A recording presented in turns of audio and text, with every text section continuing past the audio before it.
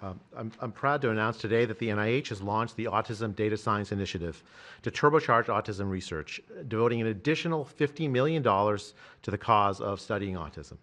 Nearly 250 research teams from across the country applied, sent in their applications, and were peer-reviewed by the NIH review panels. The NIH peer reviewers chose the 13 best projects focused on root causes and therapies, with replication and validation studies to guarantee gold standard science. The studies feature a new kind of science called exposomics, where scientists consider environmental and medical factors, nutrition, events during pregnancy, in combination with biology and genetics to answer vital questions about autism. Science like this, conducted in partnership with families and physicians, is the best way to arrest and reverse the autism epidemic. Autism spectrum disorder encompasses a very wide range of symptoms, ranging from mild difficulties with social interactions to profoundly autistic children who experience severe disabilities in speech and behavior. Given this wide range of symptoms across the spectrum, it seems certain that there will be a wide range of biological contributors to explaining the cause. The great thing about the new NIH initiative on autism is that scientists will use rigorous advanced methods in causal inference, machine learning, organoids, and other fresh approaches to the problem. The sharp rise in the prevalence of autism deserves an urgent response by the scientific community. As Bobby said, the NIH has invested a lot of money to study autism over the years, but the research has not produced the answers that families and parents of autistic children deserve, and autistic children themselves deserve. For too long, it's been taboo to ask some questions for fear the scientific work might reveal a politically incorrect answer. Because of this restricted focus in scientific investigations, the answers for families have been similarly restricted, often pointing families to behavioral therapies that don't work for every kid, or suggest non-modifiable genetic factors as the cause. But genetics alone can't explain such a sharp rise in autism prevalence over just a few decades, as the president said. In coming months and years, as NIH scientists learn more that can help autistic children and their families, we won't delay. Like scientists often like to do, I can say as a scientist myself, it's really tempting to delay, but in face of a problem like this, you have to move fast. But we will not delay before telling American people about what we find, and we will win the public trust with transparency and rigor. Already, our broadened focus on autism research has pointed to 2 items that will help families prevent and treat some cases of autism. I'll leave the good news on these 2 items to my close friends and colleagues, Dr. McCary and Dr. Oz. We've been working together closely on this problem for the past 6 months, and our cooperation represents an unprecedented collaboration with Secretary Kennedy's Department of Health and Human Services and with President Trump. I'm delighted to introduce Dr. Marty McCary, Commissioner of the Food and Drug Administration, who will tell you about these announcements of practical help for families with autism. Great, thank you, Dr. Bhattacharya. Mr. President, this is the start of a historic shift in medical culture. This administration is working together to ask big questions about why our nation's children are getting sick so fast. Too often, medicine is doing small little studies, giving us answers we already knew. But we've got to make a difference. You've given us a charge to identify root causes, and we are not going to stop so that we can end the suffering we are watching. And if you've seen a kid with autism, with severe autism, it's hard to watch. Kids get frustrated, they get angry, they can be crying because they want to speak and they can't speak. It's hard to watch, and it may be entirely preventable.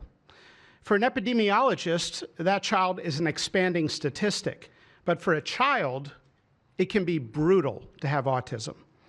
Today, the FDA is taking action to update the label on acetaminophen and sending a letter to all U.S. doctors letting them know about the risks in pregnancy. We now have data we cannot ignore. There's a very large study, the Boston Birth Cohort, with researchers that have, from Johns Hopkins, my former institution, and Boston University, found quote-unquote consistent associations between acetaminophen in pregnancy and autism. And the Nurses' Health Study, with researchers from Yale, Columbia, and Harvard looking at 9,000 kids, found that acetaminophen use in pregnancy was associated with neurodevelopmental disorders. And 4 weeks ago, a Mount Sinai Harvard study reviewed all the existing literature and found the overwhelming body of evidence points to an association. Sure, you'll be able to find a study to the contrary. That's how science works. But to quote the dean of the Harvard School of Public Health, There is a causal relationship between prenatal acetaminophen use and neurodevelopmental disorders of ADHD and autism spectrum disorder. We cannot wait any longer. And honestly, there's been this perfunctory, reactionary, mindless practice in medicine. I learned it in medical school and residency. Just treat all fevers, low-grade fevers, treat them with acetaminophen. Why? What are we doing? A study out of Hopkins actually showed that treating a fever can prolong the duration of illness in a young kid. Maybe that's because a fever is a body's natural way of ridding an infection. When my wife was pregnant and delivered our son a few months ago, they pushed her to take acetaminophen for a low-grade fever. She said no, and then they looked to me and I said, absolutely no. I'm also here to announce good news.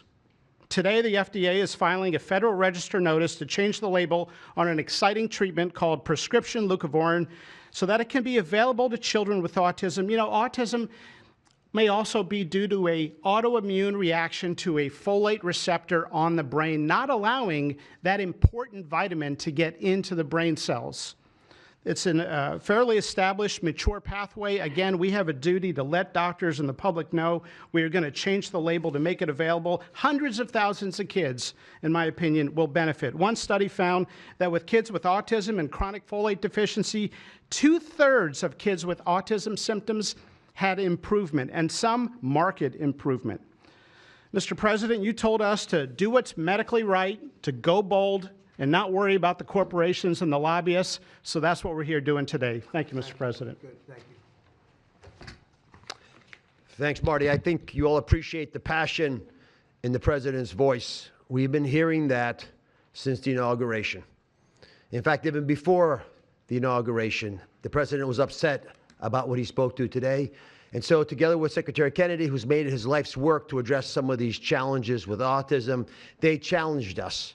In fact, they were harsher than that. They wanted no silos to break down what the NIH would do, what the FDA would do, what CMS would do. They insisted that the physician leaders bust through the clutter because their agencies had the power if we didn't do what every other prior administration had done, which is to let people function within their siloed environments. Because of that, in historic fashion and a very accelerated manner, we have a response today to the autism crisis. It is the first of several chapters, but this is breaking news. You've heard some of it.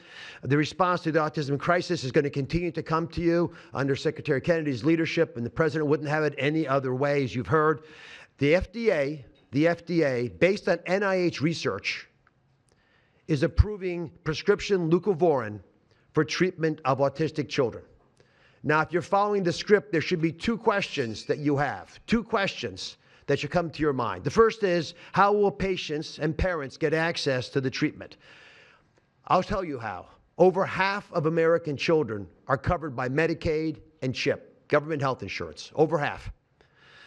Therefore, because they're covered in Medicaid and CHIP, upon this label change by Marty, state Medicaid programs in partnership with CMS will cover prescription leucovorin around the country. It's yours, but you have to go to a doctor to get a prescription because they know your child, they know you, and they know the medication. States will also have tools to monitor its use and ensure appropriate utilization.